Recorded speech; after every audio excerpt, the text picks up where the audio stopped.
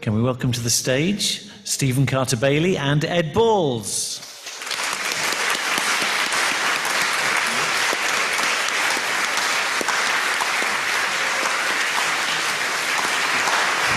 Hello.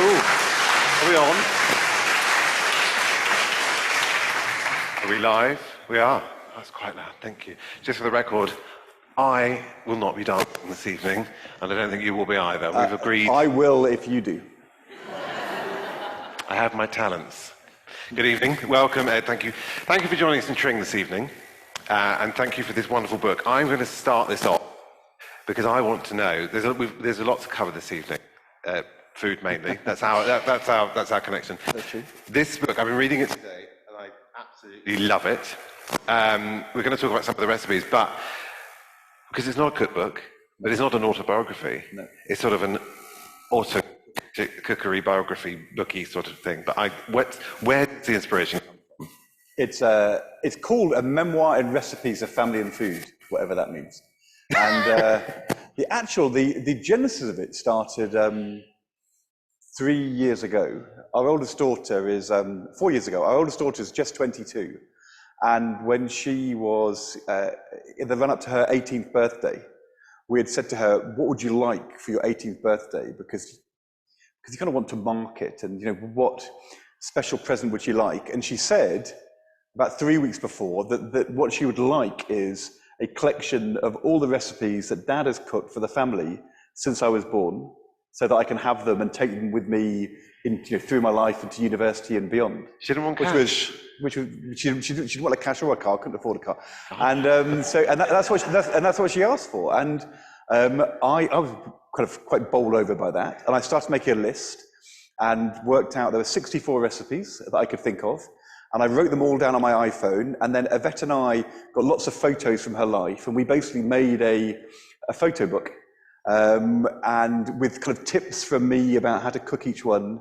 And then there's one from Yvette which says, which is how to make tomato and pasta sauce. And it's basically get packet of spaghetti, follow instructions, pour sauce on and stir. I mean, it's not very complex. And but it's called Dishes for My Daughter. And there are only 2 copies of this book, one copy we have and one that she has and cooks from. And we've now done the same thing for my son when he was 18 a couple of years ago.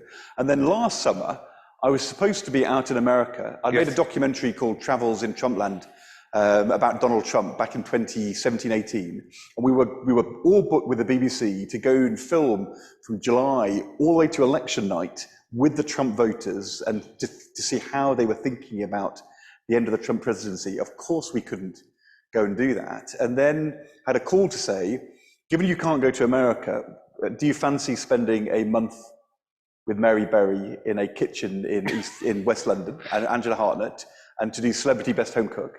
And I used the recipes from my daughter's cookbook in the things that I chose in the show, and I kind of won. Although, as Mary Berry said to me on Monday, she said it was quite touch and go at times. No, they always say that live.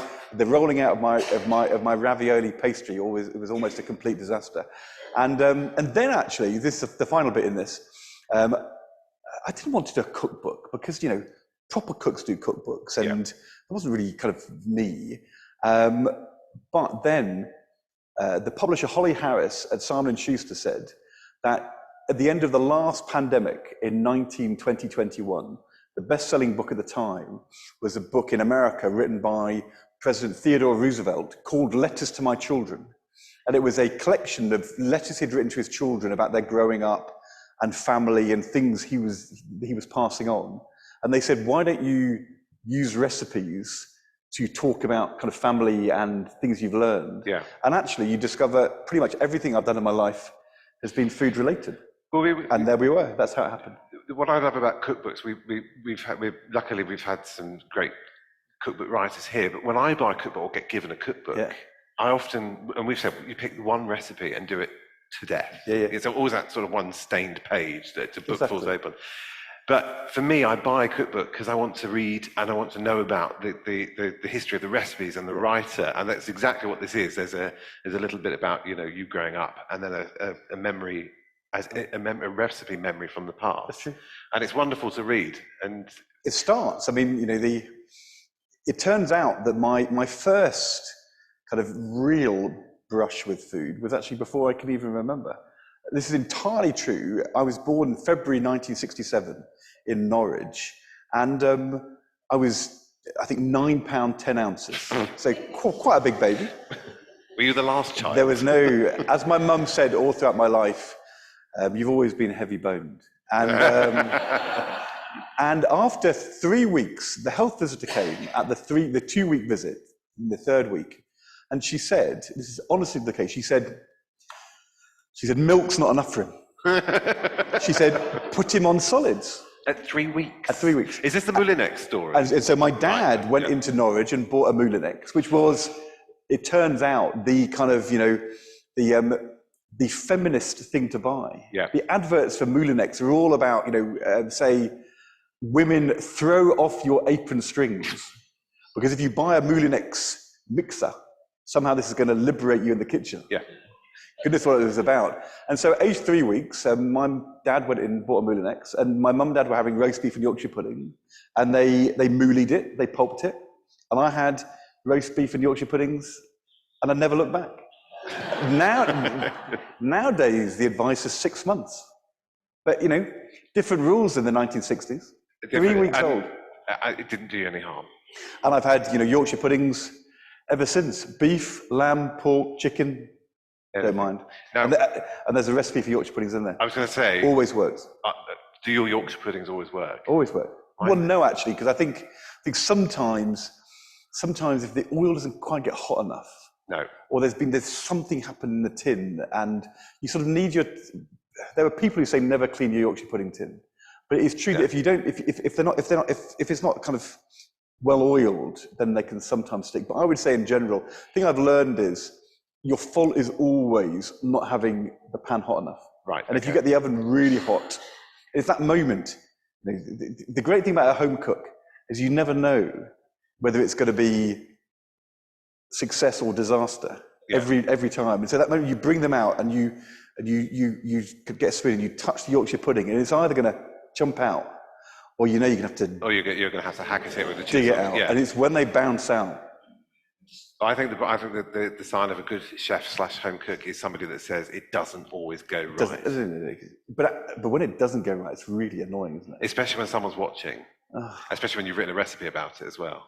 I did Saturday Kitchen, and it was because it was the August ones. It was filmed a little bit in advance. It was filmed at the end of, and it was Matt, but also a couple of really good chefs. Thea Randall was one of the chefs. Yep.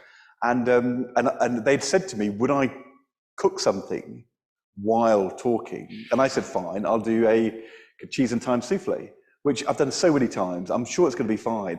And when they found out, they were all going, well, souffle, I mean, on TV. And it created this sort of sense of nervousness. But you have to have confidence. I would say that of all of the recipes that I do, the one which sounds the most scary and is the most foolproof is a souffle. It's the one I think that as long as you do it according to the recipe. Do it with conviction. Yeah, but it always works. And you don't actually have to, it's not like a cake where you need to weigh the ingredients. You can guess a souffle. Yeah. And as long as you've got a nice thick roux and get the yolks in, it'll be fine. As long as you get your stiff peaks. Don't forget your stiff peaks. Okay, recipes in the book then. I've been through a couple of them. I'm not going to look at anybody because I might get evil eyes. Cottage pie or shepherd's pie? So the first recipe in the book after roast beef and Yorkshire puddings is my earliest kind of growing up, and my grandma lived in the centre of Norwich, and every time we went, she always made shepherd's pie. And back then, the ingredients she would have used would have been so simple. She always put carrots in, but there would have been kind of no stock, no garlic. She might have had some like Bisto granules. No garlic. I remember Mum saying, "Garlic? We're not French." But it was always made with beef mince. Yeah. It was called shepherd's pie. Shepherd's pie with you beef find mince. out later in life that there's this thing called cottage pie. I've never heard of a thing called cottage pie. No. And of course shepherd's pie has beef in it. And it turns out this divides people. People get really quite upset. Are we agreed or disagree? Shepherd's pie, they say, think of what they're doing all day. Well, okay, they spend the whole day tending sheep. When they get home, they don't want to eat them. You get home and you say, can you make it with beef mince? I would say, can we try this? I would say this is really interesting. It might be, because look, Tring, a bit more sophisticated than Leeds or Ilkley or... Hasn't been here before, I would say, if I said, in your growing up, raise your hand if you made shepherd's pie always with lamb. Put your hand up if you made shepherd's and put your hand up if you always made shepherd's pie with beef. But out there are people who feel incredibly strongly they're right and all of you are wrong, and we're not wrong. No. I mean, who had lamb mince? But you were the first person to put it into print, and I was reading it this morning. I went, that's brave. That's brave. And if you, I asked Mary, and she said, what? I said, of course, lamb mince. But actually, when you press her on it, she said, I know, but of course, when I was growing up, we always had it with beef mince. Yeah. So there's this thing about these words which people feel very strongly about, but not true. Well, you were the first person to pioneer it and say it out loud and be brave enough to say it's shepherd's pie made with beef. It's okay. I don't like lamb mince. There we go, I've said it. It's actually, out there. I've actually had, I've had, some cottage pie with lamb over the, I'm joking. I've had some shepherd's pie with lamb. Don't know, you're going to confuse me then. Oh my God. I actually quite like it. Have you ever been to the Ivy? The Ivy used to be this London fancy restaurant, and it now has chains all around the country. Yes, yeah. And they actually do a very good, rich lamb mince shepherd's pie. So I like it, but it's not how my grandma made it. No, but then it's wrong. One of the biggest problems I had doing Best Home Cook was, there you are. It's interesting if you when I did Strictly, the view of our kids, it turns out to Yvette was fine. But when she told them I was going to do Best Home Cook, this was kept from me. They were all really cross. All of our kids, they said, what are you doing, Mum? And she said, what do you mean? And they said, well, look, we know he can't dance. So that's fine. Strictly was fine. Yeah. If Craig Revel Horwood says, that his Charleston swivel is not very good, well, what do you expect? You're not going to lose But sleep. they said he can cook and he really cares about it. And if Mary Berry doesn't like what he cooks, it could be really bad. And Yvette decided not to tell me this. So first week I'm doing lasagna, and I was doing my lasagna, which is basically from my mum. It's like an American style, it's quite a sloppy lasagna. That's how I like it. And I'd made this, and it needs to cook down for about 35 minutes. And as Angela Hartnett came by, she went, it's very loose. And then walked on. And then I suddenly realized, as I walked up with this lasagna, but this is my mum's lasagna. So if Mary Berry had said, I don't like your mum's lasagna, I don't like your lasagna, what would I have said? I'd have had to say, Mary, I'm sorry. You're wrong. It's my mum's lasagna. Yeah. It's just how it is. Yeah. We then had this huge kind of incident in week 4, where on the Sunday, and I didn't realize at the time the significance of this, but on the Sunday before the Monday, we were doing roast, and I should have done roast beef.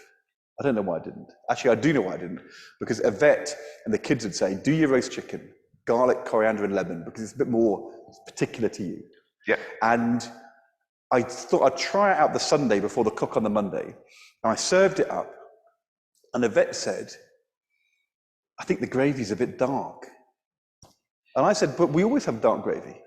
And Yvette said, yeah, but I'm not sure Mary Berry will like a dark gravy. And in retrospect, my youngest daughter, who's 16 at the time, was sitting there going,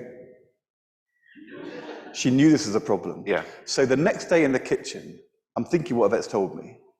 And I worked so hard for an hour and a half to keep the oven at the temperature. So there's some white wine in the pan, as well as garlic and onion. And I didn't want it to caramelize. And I fought really hard to get the chicken cooked without caramelizing in the pan. And so I do it, and I go up, and as Angela Hartnett pours it out, she said, it's not really a gravy, this. She said, it's more like a sauce. And then Mary Berry said, I know, she said, I much prefer a darker gravy. I couldn't believe it. I went home and I said to Yvette, you never believe what happened. And Yvette said, it's all my fault. I said, no. Of course it's not your fault. And our youngest daughter was sitting there going, I told you you should have done this. So anyway, so I think the lesson I learned is always cook it the way you want to cook it, the way you know to cook it. Listen to your mother. Don't try and kind of mess around and do it for, the way other people do. In the end, it's where it comes from the heart. It does, and we were talking about this just before we came on about recipes. So I've got a cookbook from 1970 something, which is my first. Before I even Google a recipe, I go to that book. But I know. Is it by Delia Smith? No, it's not. But I have got her cookbook from 1977. That's another good one. But I go to it and I go, right, that's the recipe for Madeira cake. But I know that I don't actually do that. I do this and I change that around. Only I know that. Yeah. So if I die, no one's going to ever know what my recipes are. But recipes are fluid. They change over the years, and that's and you have perfected your recipe the way you like it. Yeah.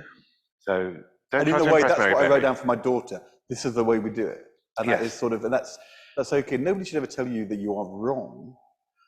During the lockdown, unless it's your wife, we had all our kids came home, and I got a bit bored after about a month and a half because I was cooking every day, and I had this actually a really good book by Diana Henry, called Oven to Table, and so I decided to kind of experiment, and I did a chicken thing kind of with thighs in a bake, and I then did something Malaysian, and after 3 days there was this rebellion.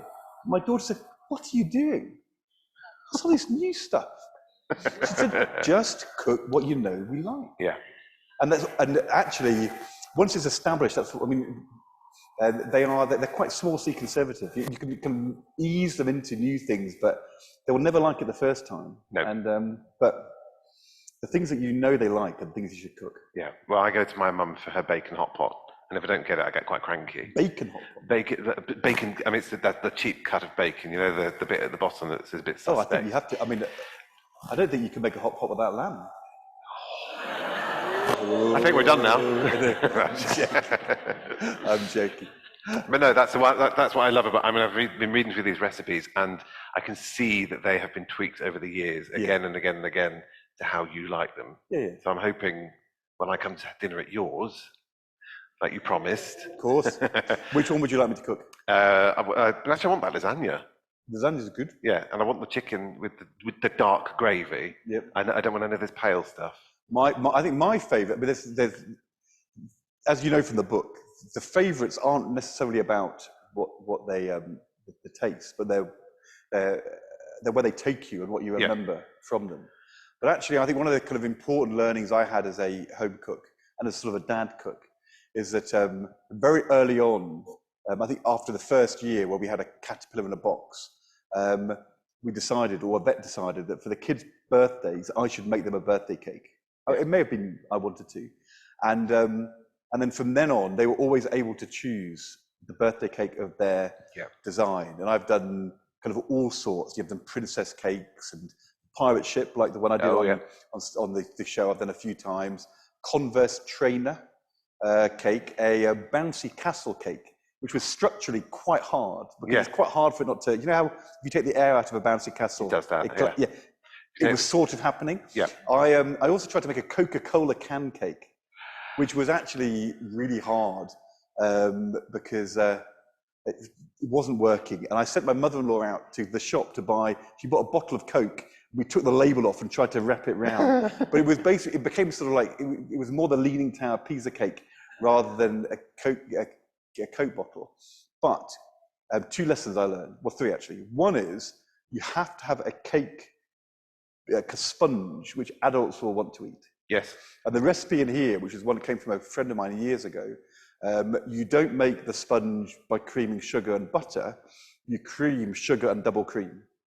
Yes, so you cream sugar and double cream, and then you put the eggs and the flour into that. So the whole cake infuses with double cream. If you make like a double cream and strawberry sponge, it's not just the cream in the middle, it goes right through the sponge. And it's a brilliant recipe, and it means that the kids can eat the outside and the adults will still enjoy the cake. Yeah. I think that's probably my best recipe. Secondly, the thing that they will like most of all is the stuff around the outside, curly whirlies, licorice all sorts. They won't like them, but they're quite good for Anything to pick towers off, and yeah. turrets and stuff. But the third thing is, which is why the home cook should always make birthday cakes, is that thinking of that Coca-Cola Can Cake. I remember it so well. My son was 8, and you produced it in front of him and 6 kids, and he looked at it and he said, "Dad, it's the best cake anyone has ever made." And it was terrible. It tasted quite good, but it looked ridiculous. But the thing is, if you make it, and they know you've made it, and it's what they chose. Yeah. So, you know, Your they kids love sound it. really nice. My nieces and nephews are a little bit more particular Our about what kids they like. They always just appreciated that you'd made the effort. I made a PlayStation once, and I got. It's not exactly to scale, but it's okay. This is 4. 2 days' work. iPad cake, I've done. Instagram cake. Yes, I've done social media cakes. I think you and I should go into business. We should. Yeah. Don't you already have a successful business making cakes? Well, Right. yes. Yes, I do. I want to talk about what's going on BBC Two at the moment. Because, sure. Yes, we'll come back to the book in a little bit. We will go out to questions, don't worry. But your BBC Two programme, the last episode was a week ago. Monday night. Monday night, and then the next episode is Next Monday. Next Monday. And tell us a little bit about that and what and why. Well, we were supposed to, as I said, to be going to do the Trumpland programme, and we couldn't go.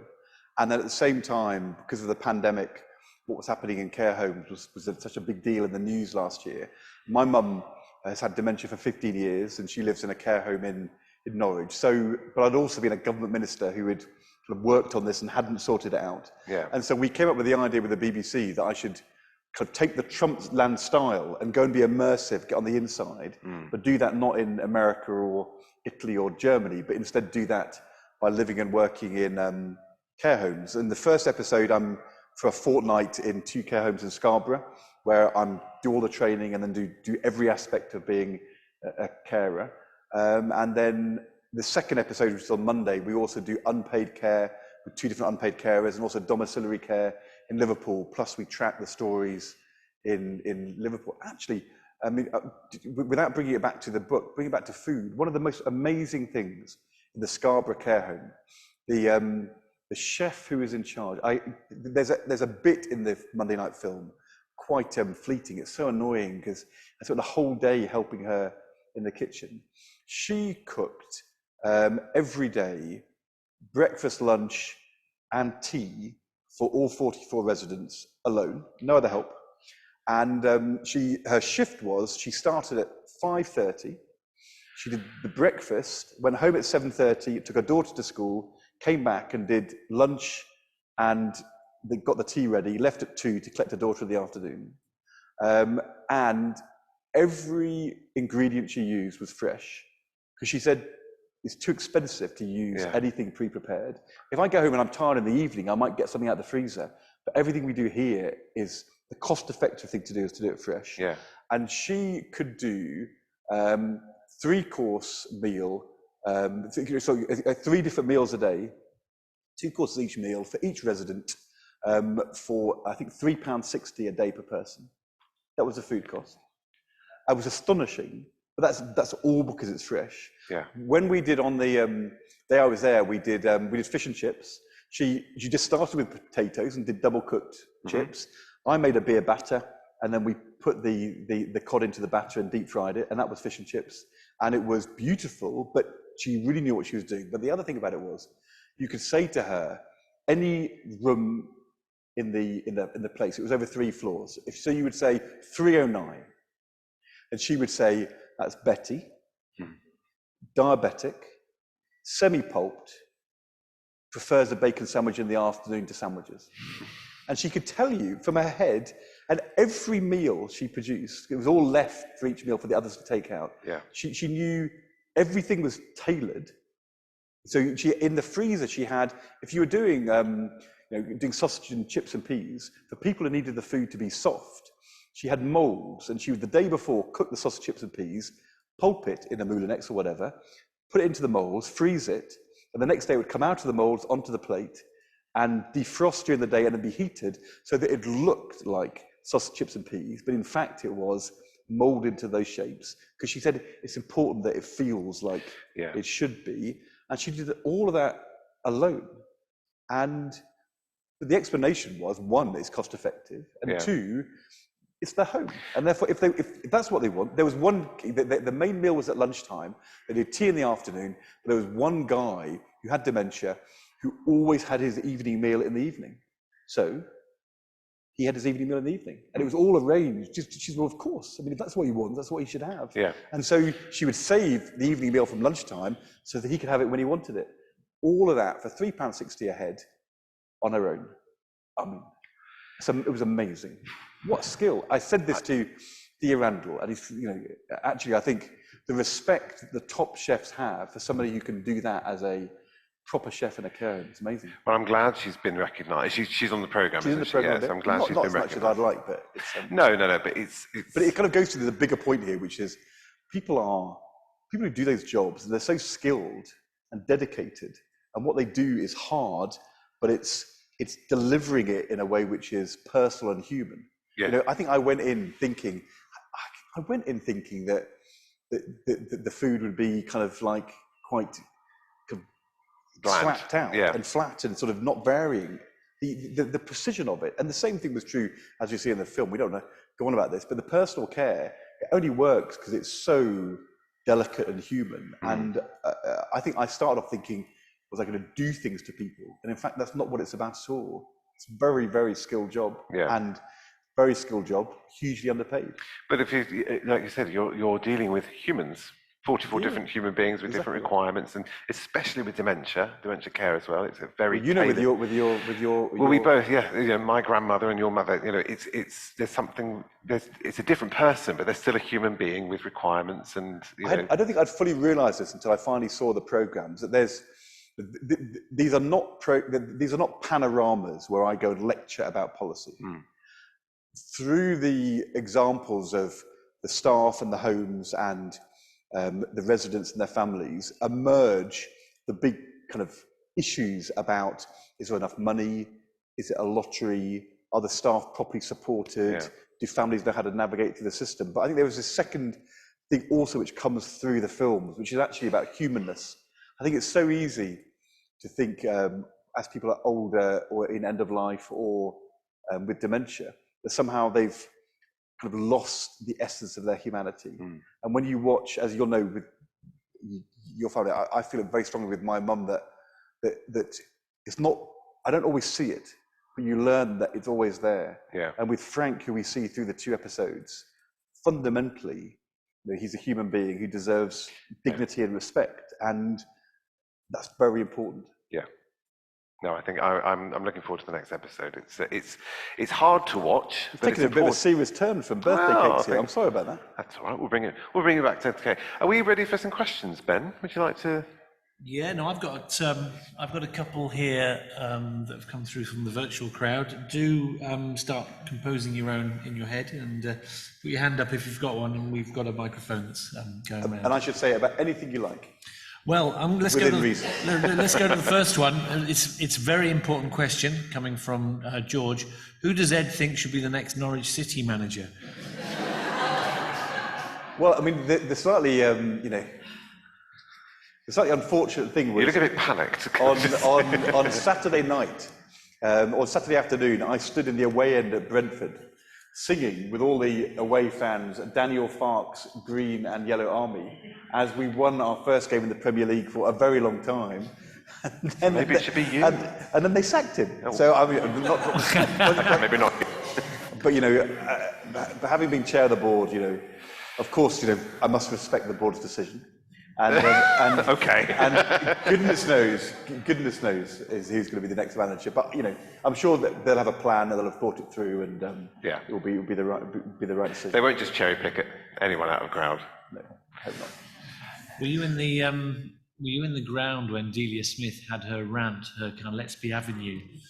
Oh, you were you there? That was TV history. Not only was I in the ground, but I actually was sitting next to her for the whole game. Were you feeding her drinks? No. So we had gone for dinner beforehand in the gun club. at the time, it was 8 weeks before the general election in 2005. It was the first time I was standing for Parliament. And the previous Saturday, Norwich had been 4-1 down and came back with the roar of the crowd to draw 4-4. And so about 10 minutes, 15, 20 minutes in, Norwich were 2-0 down. And Delia turned to me and said, they're not cheering loudly enough. Somebody's got to tell them. And then we went out for a cup of tea at half-time, came back in for the whole second half, not realising that Delia had taken it upon herself to go and tell them on the pitch at half-time. And so we came back in, having been beaten by Manchester City, to see the screens on Sky full of these amazing pictures. And, you know, I had been sitting with her, just with the cameras on us, for the whole second half, waiting to see whether she was going to repeat it, and I had no idea. It was really interesting kind of lesson in of localism and football, because first of all, the Norwich newspapers had a real go at her for the first 24 hours. Yeah. Embarrassing the football club, how could she do this? And the national newspapers kind of picked it up and said, isn't it embarrassing what Delia Smith did? And then the local newspapers said, you can't criticise our Delia, our Delia. And she suddenly became this huge hero to such an extent. It put the club on the map. I mean, it still gets sung. Yeah. Let's Be Avenue. Last game of the season, we are away at Fulham. Okay. We only need a point to stay up. The Eastern Daily Press has done a double-page spread, Let's Be Avenue, for 6,000 of us behind the ground, all to hold up at the start in support of Delia, and we lost 6-0. 6-0. It was a catastrophe.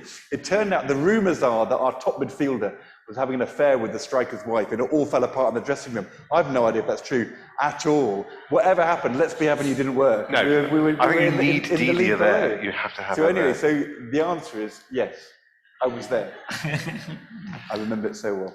And any questions from the audience? Bear in mind, I haven't got my glasses, so 1, 2, I can see a movement, 3. I think you do for the cameras, so that if not, they won't be able to hear you. Hello? Hello.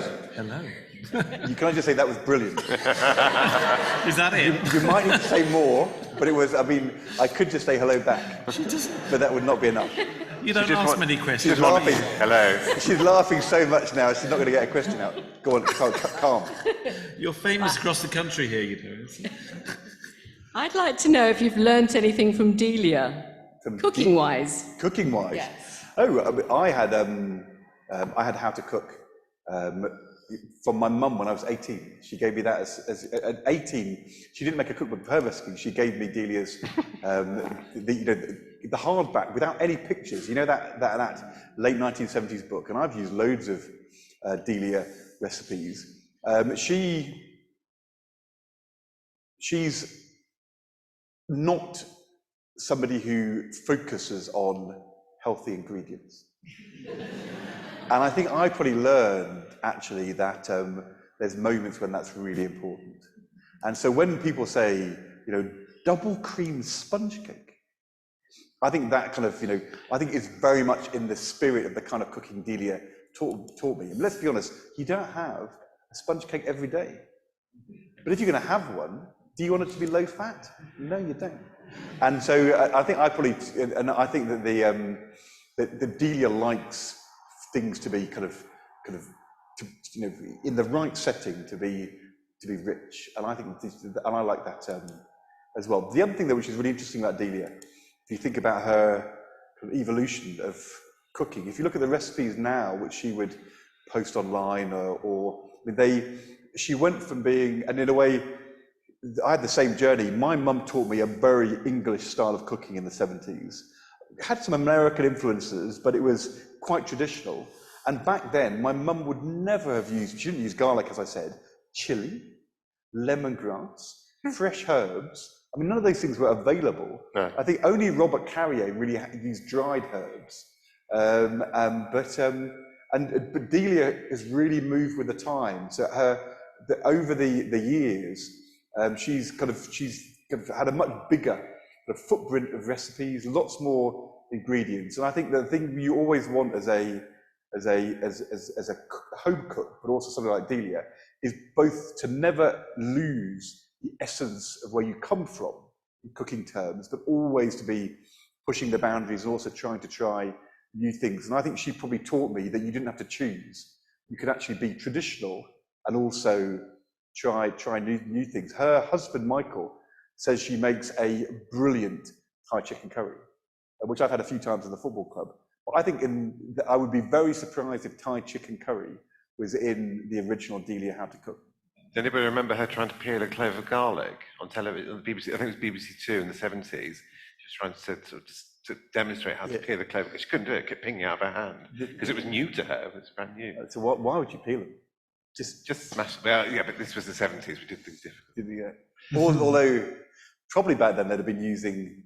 There may be people who use it here, but kind of like a garlic crusher. I still use my garlic crusher. Do you? I just put it in the magic mix. Washing them up's a nightmare. Oh, I know, but garlic fingers. I basically always squash chop, and actually, if it's a little bit chunky, I go to Nonna's down the road. Oh, really? Okay. I'm bad. Oh, you need your mic. Hang on, just one second. Do you have any thoughts about returning to politics, or have you left that life completely behind? I know you live with a politician, but are you still yearning for that life? I think I wasn't expecting to lose in 2015. I mean, I don't think David Cameron was expecting to win a majority either, so it was all a bit of a surprise for us. But I'd already been in opposition for 5 years. I spent 7.5 hours sitting in a Premier Inn between midnight and 7:30 in the morning, watching these results unfolding, realising what was happening, and just kind of working through what this would mean for me. And I think, in retrospect, I think I knew that at the time, that if I'd just won, I was worried this wasn't going to be a great parliament for me to be in. It was better for me to be out of the way if Yvette was going to go for the leadership. And so as a consequence, I think from the start, my mindset was that you should appreciate what you've done and move on. And you can be proud of the things you've done. You can also talk about what you got wrong, but the next thing you should do should be different. And this was reinforced actually by Michael Portillo. Michael Portillo, he actually rang me, he texted me 3 days after I lost in 2015. This text said, "This is Michael Portillo." I don't know where he got my phone number from. And he said, "I have an idea. Would you like with me to make a documentary for Panorama on losing?" And I replied and said, "Absolutely not." I mean, to be fair, I'm not sure I was, my journey of acceptance was still at an earlier stage. Still. So we then end up with doing maybe, and this is probably the first time I ever met him actually, other than, actually probably the first time I probably met him on the Andrew Neil programme on that Thursday night. Probably, it was actually during Strictly.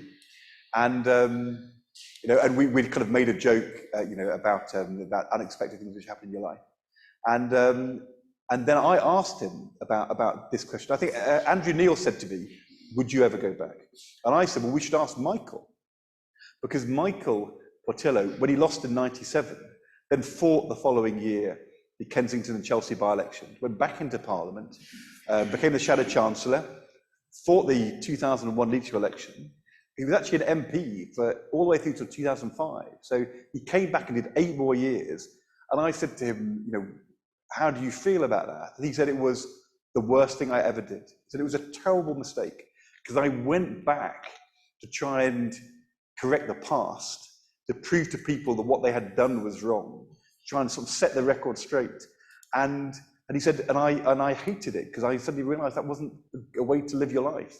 But he ended up doing the new things he did while he was still there in Parliament. And I think I'd made the decision over that first year and a half that you should move forward and do new things, whatever they were going to be, and not spend my time thinking whether I would go back and do something again. And I've not stood for Parliament since. I think the thing I've learned is that the best thing that I've ever done, the hardest thing I ever did was being in the cabinet.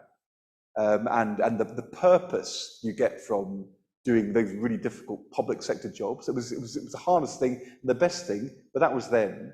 And in a way, the reason I mean, it's fun to do Strictly or Best Home Cook, but when you do the Trumpland programme or the social care one now, in a different way, you do something which feels important, that people would say, well, actually, I understand things differently now. That might change the way in which I think. So I think you always have to, for me, I need to be looking for purpose, a real reason to do something. But that doesn't have to be by going back and doing what I used to do. You mentioned in your Radio Times interview, I read that you, going back and doing the BBC programme, you got to see the unpolished version of the care home, not the presented. We were there for political, 2 weeks as well. Absolutely. Yeah, you got absolutely. To see the real and I thing. think that's it's also. I know this is true with my mum, but all across the country, in people's homes, because we get emails all the time. Katja and I do. On a wet February, when people are feeling a bit gloomy, there'll be people who've done it today across the country who'll get YouTube up and watch Gangnam Style, and it cheers them up. And it really does. If you'd said to me, should we do it now? Was this going to be my contribution to global well-being? I'm not sure that I would have chosen it. But actually, if it makes my mum smile, that's good. Yes. And so that's a sort of a nice thing. I was in the Leeds Arena overnight, or in the Premier Inn, and in 2015 when I lost my seat, and the only other time I've been in that Leeds Arena was 17 months later when I came back to the Leeds Arena on a tour bus in the back entrance for the Strictly Come Dancing tour. 6,000 people, 8,000 people in that arena. That's a pretty good comeback. To do Gangnam Style and something else with Katja. And that night, because the way it works on the tour, people vote on their phones. That night, we actually won the glitter ball. That time they voted for me. Unlike Let the public in decide what you should be 2015. doing, So, yeah. there we are. That's fine. Any more questions? I thought I did see there's one there.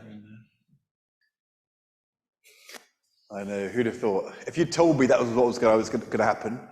On the other hand, if you'd told me that Donald Trump would become president of the United States, Jeremy Corbyn would be leader of the Labour Party, David Cameron would lose the EU referendum, and George Osborne would become editor of the Evening Standard, I wouldn't have believed you either. So it's been a pretty wild few years for lots of people, not just for me. Yes. It's on that subject, actually. I wanted to know, in view of your experience with the Trump supporters in the States, what you thought his chances would be in 2024. I think that he will be being starved of publicity because of being for this period outside of Twitter and Facebook, and that will be a challenge. Although I know they worked incredibly hard to put in place an organisation and to raise money in those weeks after he lost in November. I think the network will be much more intact than people think, and I would think that the Trump view still has quite a powerful kind of grip within the Republican Party. And what's happened with Trump himself and what happened in the Capitol might be too much of a problem for him.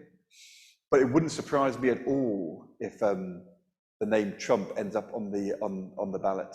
I'm not sure it will be the sons, but his daughter-in-law Ivanka.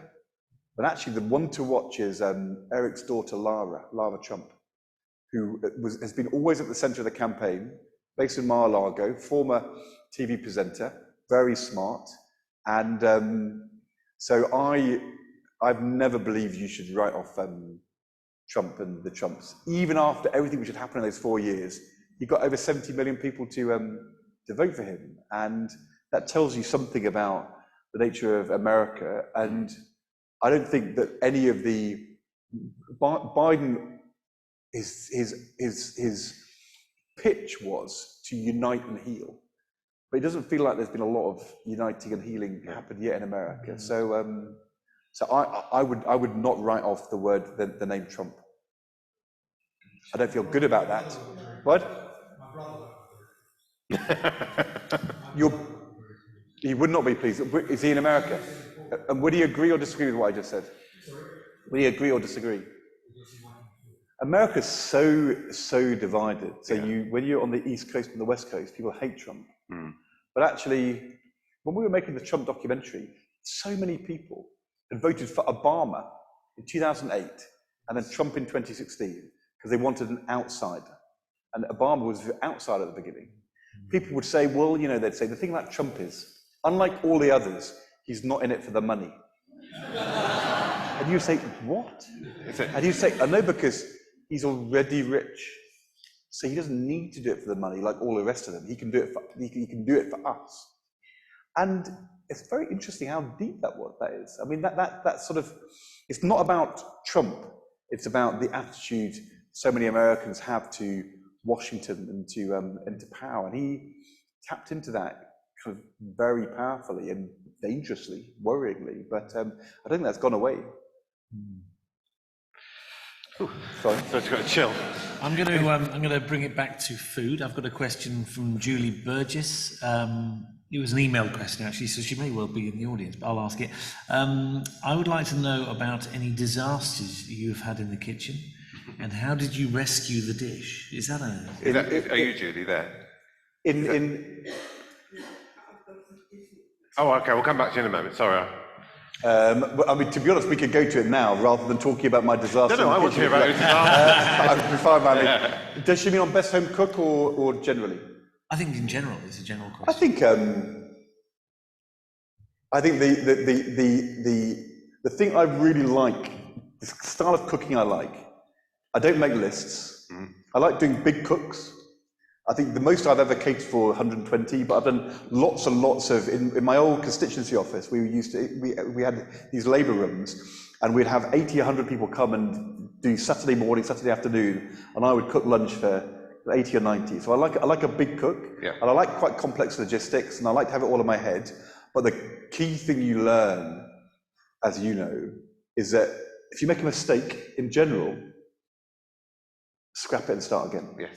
Because it's really, really, sometimes, if something splits, you can sometimes put a bit of flour in and reunite it. But the truth is, if it goes, and normally you should just start again. The exception to that actually happened on Best Home Cook, where Best Home Cook was supposed to be about home cooking. But then the eliminator was Angela Hartnett comes up with some restaurant complex dish, which nobody would ever make at home. Yeah. And in week 3, I think, we had to make crab ravioli.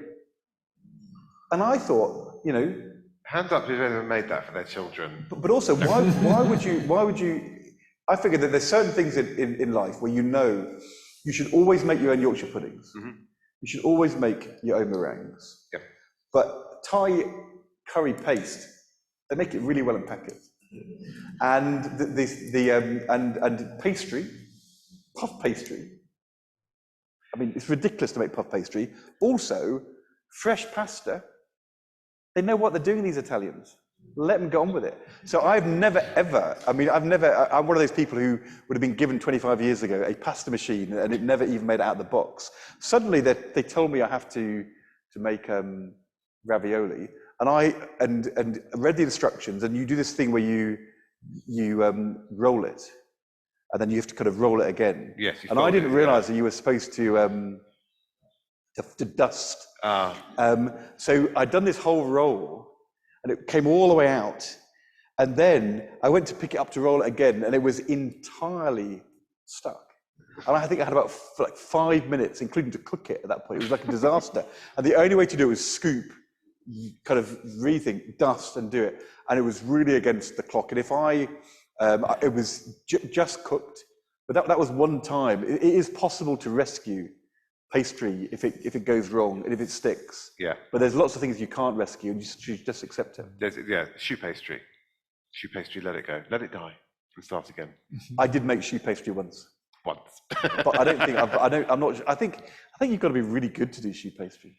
I'm not there. It's not like a souffle. No. It's hard shoe pastry. Just buy it. What I did do once, actually, a couple of times, I did. What do you call the pastry where you have a mie en feuille? You know, Millefeuille. It's millefeuille. I'm not sure how you say it. Can you say it properly? That one, yeah. Millefeuille. So how do you say it? Millefeuille. Anyway, and what the Yeah. pastry you make with that is like a crispy, kind of quite almost biscuity. But it's pâte sucrée, yeah, but it's sugared as well, isn't it? Because you restrict the growth by putting a tray on Would it. you call that a pastry? Yes, yeah. Yeah. That I think I managed. But not choux. Pretty hard. That's going to be our lesson. We'll do cheese and mustard puffs. Yeah, let's see. So there we are. I'm going to make her do it. She sounds good. She knows what she's talking about. Do you? Good idea. There, there. I just wondered. You have to completely start in the script. I just wondered what your next book is going to be, Next book. and have you started it? No. Well, how many recipes are in here? It's 34. Right, he's got 64 in his daughter's I know, book, but so I think there's 30 all the more. good ones are in there. I think if you're a proper chef, you can do more than one cookbook. But I'm not doing any cookbooks, and but that's probably my only one with recipes in, probably. So I don't know the answer to that. That's a really good question. I think you should do one called Not Quite As Good. Or second best recipes. Hopes unfulfilled. I don't actually. That is the first question somebody's answered where I'm totally stumped for a long time. Thank you. Well done. Congratulations. Well done, that lady. Any more For not answering my questions? question. Should we end it there? Ben? No, that's fine. Yep. Have you got some more coming online as well? I've got one myself. He's got a football great. one, so we might stop before he asks the football one. I thought you were going to ask me about what happened at Granitas. I was actually at the famous meal between Tony Blair and Gordon Brown at Granitas restaurant in 1994 when the deal was done about the future of the Labour Party and the country. Now, we all know about choux pastry. And it was a power dinner because Tony Blair had chosen a shishi Mediterranean restaurant on Upper Street in Islington, which Gordon Brown would never have been into. And he made me come, and I was a total gooseberry. And as we went in, the only thing I really remember about the whole, because I left after the starter was ordered, is he turned to me and said, "What exactly is polenta?" and I said, I didn't know. And then as I left, an agreement had been reached. So I went back down to Westminster and to wait with a couple of other members of his team. And an hour later, we had a call from the cab to say, "Well done, steak and chips, please." So I don't know what he ate at Granitas, probably nothing. He wasn't really into baby octopus, but he was quite keen to have his steak and chips later on. Anyway, I don't know why I told you that. There's a lady there, apologies. Hi. So what would you say was your favourite non-English dish to eat? My favourite non-English dish to eat, as in that I would. I mean, so that rules out like lasagna or chicken tikka masala or all of those English classics now. None of those. It's got to be genuinely not English. I think in the book it's actually there's a really good recipe for like it's sort of an Asian fusion chicken noodle soup where you cook the chicken breast with about 20 cloves of garlic. You bake it for 25 minutes first in sesame oil, and then you make a base with onion, garlic, ginger, chili, and some stock. And the chicken and the garlic goes in, plus also tamarind, which is an amazing ingredient, like a jar of tamarind, some soy sauce, some noodles, some coriander, and you have this sort of really kind of aromatic.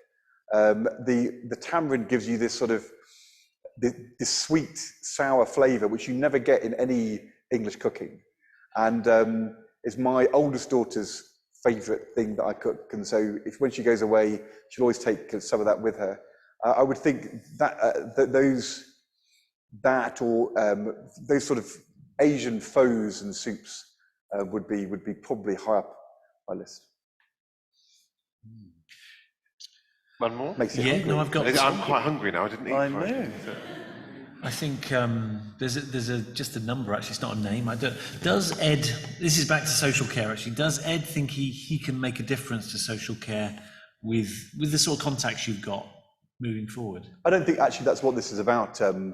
I think the government has raised taxes and are going to put some more money in, but are the reforms really going to work? And the opposition have got a job to challenge them.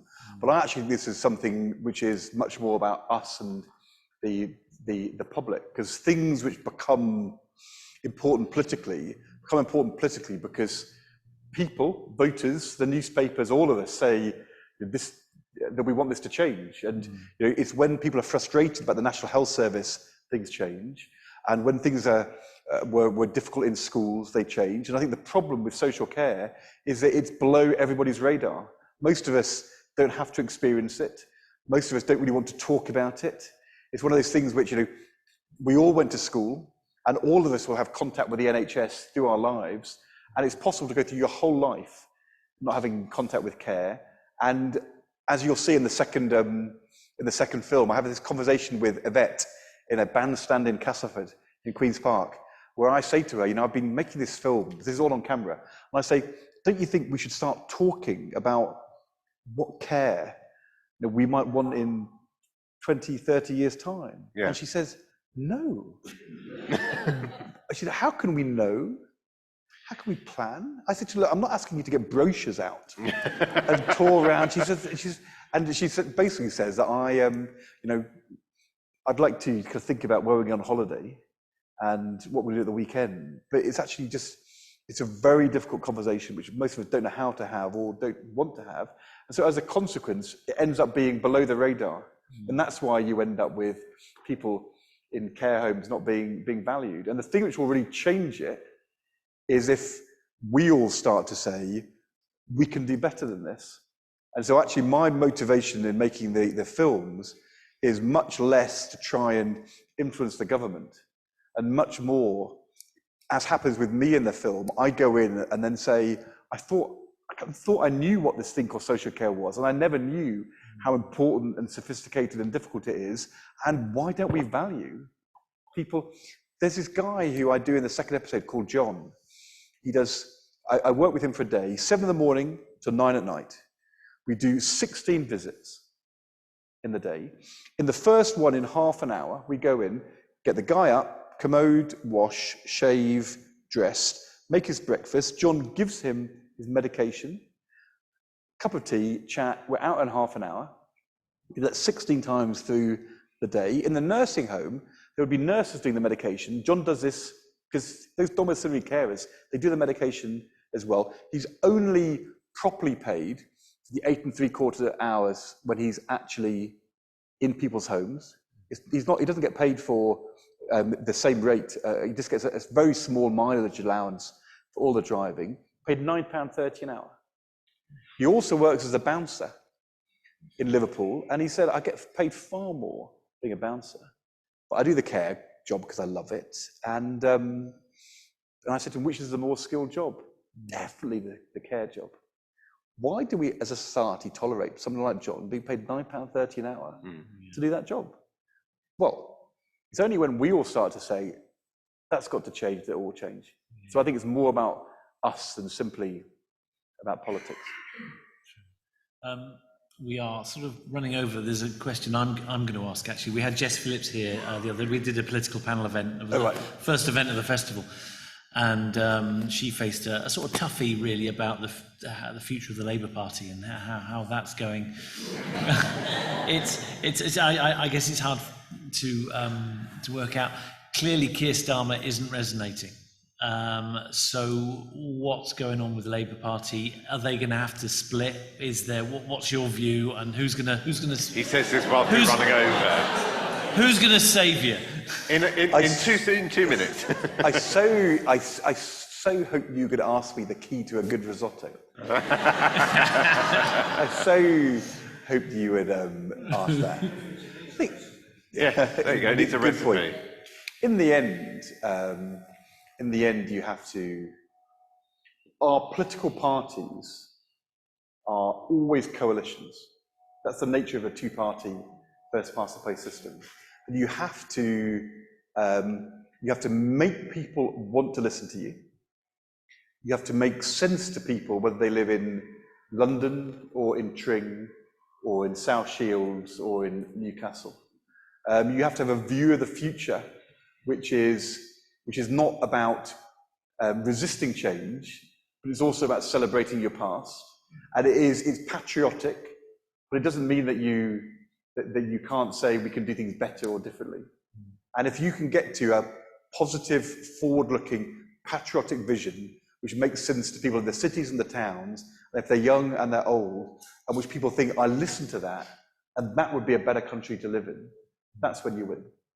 And I think that is still work in progress, Keir. But the solution still is Keir. Okay, that's fair enough. Good. That was a very, very sophisticated way of not really answering the question. After all these years, political answer. Well, what am I supposed to do? We are, okay. Yeah. I think we're going to move on to... And by the way, the risotto recipe is really good. Key to risotto, as Delia would say, is in the final manicatura, in the final whip of the risotto after 80 minutes, never skimp on the butter. No. And also I found with the perfect risotto, it doesn't require constant stirring, just a low, consistent heat with turning over every now and then. And also, it doesn't have to be Parmesan. Because, we're English. Cheddar's fine. Cheddar and pea risotto is the best. Cheddar is fine. My lasagna is made with cheddar. That's good. Yeah. Because it's English food. It's what's available at the moment. and flavour. Anyway, we pull it back from the future Labour Party. We had to back end on food. That was a great save. Memoirs in recipes of family and food. I can't wait to try some of the recipes in here, and it's a lovely read. We were reminiscing about school milk and all sorts of interesting stories about being young in this country, and it's a wonderful book. So thank you very much. Thank you for having me. We're going to head over to the back and do some. I'm not, because I can't. Your signature. I've tried it. It doesn't work. But thank you very much. Thank you for coming. Appreciate it. Thank you.